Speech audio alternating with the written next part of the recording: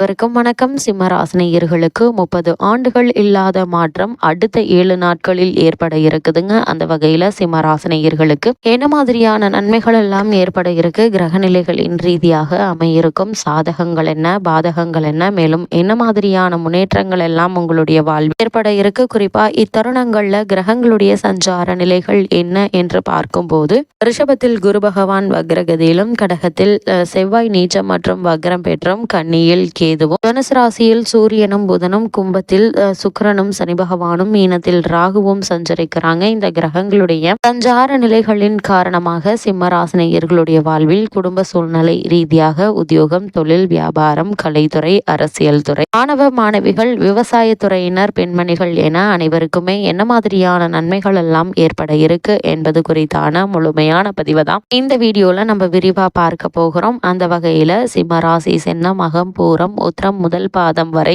உள்ள நட்சத்திரக்காரர்களுக்கு 30 ஆண்டுகள் இல்லாத மாற்றம் அடுத்த 7 நாட்களான ஜனவரி 3ஆம் தேதி முதல் 9ஆம் தேதி வரை உள்ள அடுத்த 7 நாட்களில் குடும்ப சூழ்நிலை ரீதியாக என்ன மாதிரியான முன்னேற்றங்கள் எல்லாம் ஏற்பட இருக்கு என்று பார்க்கும்போது உங்களுடைய ராசிக்கு 4இல் புதன் இருக்கிறாருங்க. அதே போல 10இல் குரு இருந்து உங்களுடைய வாக்குஸ்தானத்தை பார்வையிடுகிறாரு. எனவே சுபகாரிய பேச்சுக்கள் சிறு முயற்சியிலேயே வெற்றிகரமாகவே நடந்து முடிவதற்கான வாய்ப்புகள் இருக்கு. அதே போல் உத்தியோகத்தில் படிப்படியாக உயர்வுகள் கிடைக்கலாங்க. பொருளாதாரம் ஓரளவு சமாளிக்கும்படியாக இருக்குங்க. அதே போல் உங்களுக்கு வருகின்ற பிரச்சனைகள் வந்தது போலவே தீர்ந்து விடுங்க. அதே போல் மனதில் தைரியம் உண்டாகக்கூடிய ஒரு தருணமா தான் இக்காலகட்டம் அமைஞ்சிருக்குது. அது மட்டும் இல்லாம சிம்மராசினியர்களுக்கு இக்காலகட்டத்தை பொறுத்த வரைக்கும் வரவும் செல்லவும் கிட்டத்தட்ட சமமாகவே இருக்குங்க. சில தருணங்கள் பிறர் உதவியை நாட வேண்டிய அவசியமும் ஏற்படுவதற்கான வாய்ப்புகள் இருக்கு. அதனால் இந்த வாரத்தினுடைய ஆரம்பத்திலிருந்தே சிக்கனமாக செலவு செய்தால் பின்பு கஷ்டப்படாமல் இருக்கலாங்க. குடும்பத்தில் நெருங்கிய உறவினர்களிடையே வாக்குவாதமும் பரஸ்பர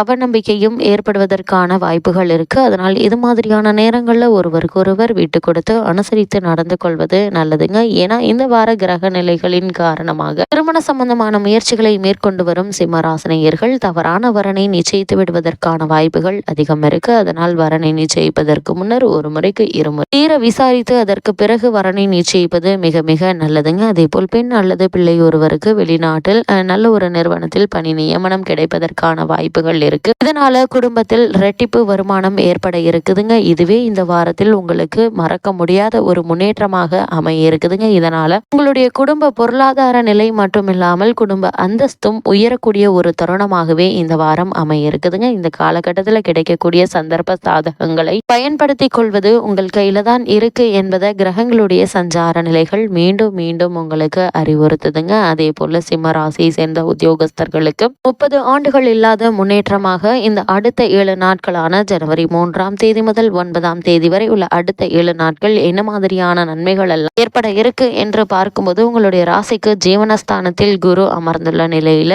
7இல் சனி பகவானும் 8இல் ராகுவும் நிலை கொண்டிருக்கிறாங்க. மேலதிகாரிகளுடன் சற்று அனுசரித்து நடந்து கொள்வது மிக மிக அவசியங்க. அதே போல சக ஊழியர்களிடம் முக்கிய அலுவலக நிலைமைகளை பற்றி விவாதிக்க வேண்டாங்க. அதே போல் பணிச்சுமை காரணமாக அடிக்கடி வெறுப்பும் முன்கோபமும் ஏற்படுவதற்கான வாய்ப்புகள் இருக்கு. உணர்ச்சி வசப்படுவதை இந்த வாரத்தில் கண்டிப்பாக தவிர்க்க வேண்டுங்க. இந்த வாரத்தை பொறுத்த வரைக்கும் உங்களுக்கு தேவைப்படுவது பொறுமை, நிதானம் மட்டும்தாங்க. அது மட்டும் இல்லாம தேவையில்லாமல் உணர்ச்சி வசப்படும் போது காரணமே இல்லாமல் உங்களுக்கு கிடைக்க வேண்டிய பதவி உயர்வு, ஊதிய உயர்வு, உத்தியோகத்தில் கிடைக்க வேண்டிய சலுகைகள் ஆகியவை தாமதப்படுவதற்கான வாய்ப்புகள் இருக்குதுங்க. கூடுமான வரைக்கும் பொறுமையை கையாள்வது மிகவும் நல்லது என்பதை கிரகநிலைகள் மீண்டும் மீண்டும் அறிவுறுத்துது. அதே போல் சிம்மராசியை சேர்ந்த தொழில் மற்றும் வியாபாரம் செய்பவர்களுக்கு இந்த அடுத்த 7 நாட்கள் மேலும் என்ன மாதிரியான நன்மைகள் உங்களுடைய வாழ்வில் ஏற்பட இருக்கு என்று பார்க்கும்போது உங்களுடைய உற்பத்தியை அளவோடு வைத்துக் கொள்வது எதிர்காலத்திற்கு நல்லது என்பதை கிரகநிலைகள் சுட்டி காட்டுதுங்க. சில தருணங்கள்ல நிதி நெருக்கடியை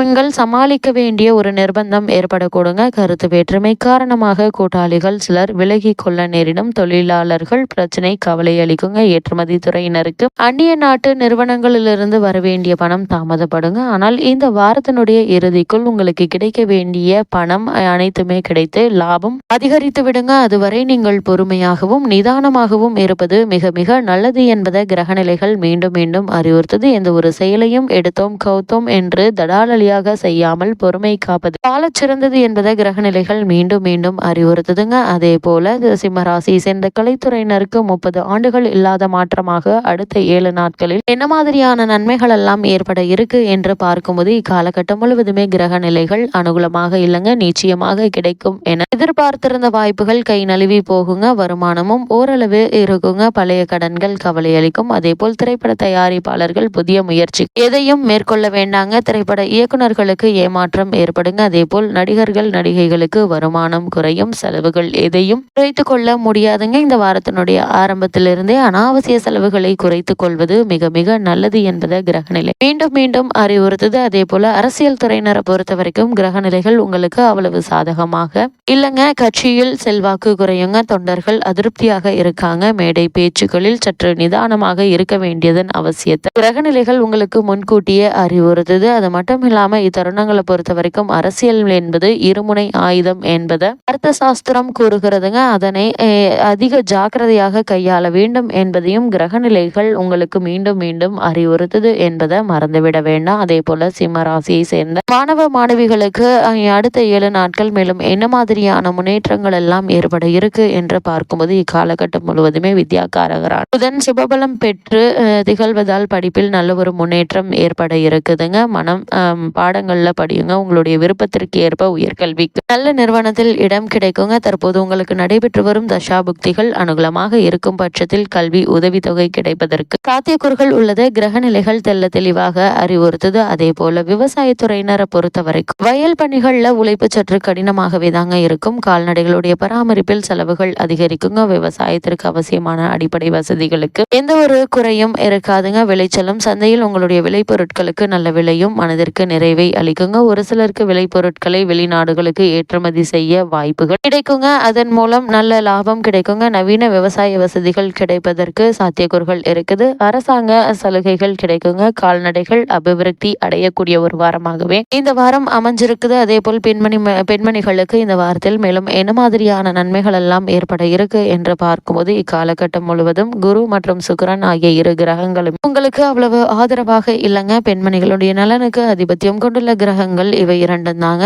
மேலும் 7ல் சனி பகவானும் 8ல் ராகுவும் அமர்ந்திருப்பது நங்கையருக்கு நன்மை தராது. கணவருடன் கருத்து வேற்றுமை ஏற்படுவதற்கான வாய்ப்புகள் இருக்கு. அதனால் கணவன் மனைவிக்குள் சிறு சிறு வாக்குவாதங்கள் ஏற்படும் போது ஒருவருக்கொருவர் விட்டு கொடுத்து அனுசரித்து நடந்து கொள்வது மிகவும் நல்லதுங்க. கடுமையான உழைப்பை குறைத்து கொள்ளுங்க. கணவருடன் வாக்குவாதத்தை தவிர்த்துக்கோங்க. அதே போல கணவன் பக்கம் நியாயம் இல்லாவிட்டாலும் விட்டு கொடுத்து நடந்து கொள்வது தேவையில்லாத பிரச்சனைகள் ஏற்படாமல் இருக்க உதவிகரமாக இருக்குங்க. மேலும் என்ன மாதிரியான விஷயங்கள்ல சற்று கவனமாக இருக்க வேண்டும் என்று பார்க்கும்போது 6ல் சுக்கிரன் இருப்பதும் 7ல் சனி அமர்ந்து ராசியை பார்ப்பதும் நன்மை தரும் அமைப்பு இல்லைங்க. அதனால் அதிக கவனம் மிக மிக நல்லதுங்க. கணவன் மனைவிக்குள் சிம்மராசினியர்களுக்கு கிரகநிலைகளின் ரீதியாக கூறப்படும் பரிகாரம் என்ன என்று பார்க்கும்போது பக்கத்தில் உள்ள ஆஞ்சநேயர் கோவிலுக்கு சென்று தீபம் ஏற்றி வழிபடுங்க. எண்ணற்ற நன்மைகள் உங்களுடைய வாழ்வில் ஏற்படும்.